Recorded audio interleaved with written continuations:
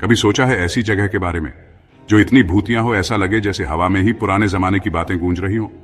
तो आज मैं आपको एक ऐसी ही जगह की सैर करवाता हूं, भानगर का किला और रानी रत्नावती की श्रापित कहानी।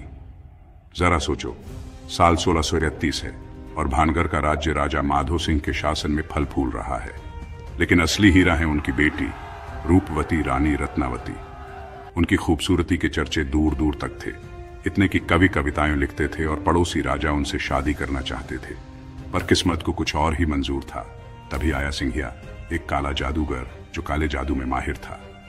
जैसे ही उसकी नजर रत्नावती पर पड़ी, वो उन्हें पाने की चाह में पागल हो गया। वो जानता था कि रानी कभी उसे प्यार नहीं करेंगी, इसलिए उसने एक खतरनाक चाल चली। सिंहिया ने रत्नावती के लिए एक इत्र की शीशी में जादू कर दिया, ये सोचकर कि जैसे ही वो इसे लगाएंगी वो उसकी हो जाएंगी। लेकिन रत्नावती, जो समझदार और होशियार थी, ने बुराई को भांप लिया। उन्होंने शीशी को एक बड़े पत्थर पर फेंक दिया, जो लुढ़क कर जादूगर पर गिर गया और उसे कुचल दिया। मरते दम तक सिंहिया ने रत्नावती और पूरे भानगर राज्य को बर्बादी और मौत का श्राप दे दिया। श्राप सच हुआ और जल्द ही राज्य पर हमला हो गया। भानगर की रौनक खून खराबे, तबाही और उदासी में बदल गई। कहते हैं कि रत्नावती ने बहादुरी से लड़ाई लड़ी, पर आखिरकार गायब हो गई। उनकी किस्मत काले जादूगर के श्राप से बंध गई। आज भानगर का किला राजस्थान की अरावली पहाड़ियों के बीच खंडहर में खड़ा है। भारतीय पुरातत्व सर्वेक्षण ने सूचना पट्ट लगाए हैं, जिन पर लिखा है कि सूर्यास्त के बाद अंदर जाना मना है।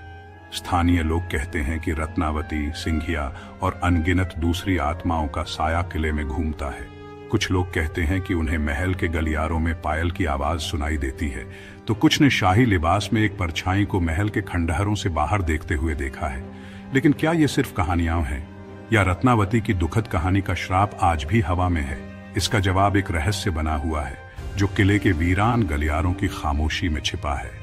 अगर आप कभी भानगर जाएं, तो शाम होने से पहले वहां से निकल जाएं, क्योंकि कुछ कहानियां सिर्फ सुनने के लिए होती हैं, जीने के लिए नहीं। इस भूतिया सफर में मेरे साथ आने के लिए शुक्रिया। अगर आपको ये वीडियो पसंद आया तो लाइक और सब्सक्राइब करना न भूलें, और कमेंट्स में बताइए, क्या आप भानगर किले में जाने की हिम्मत करेंगे?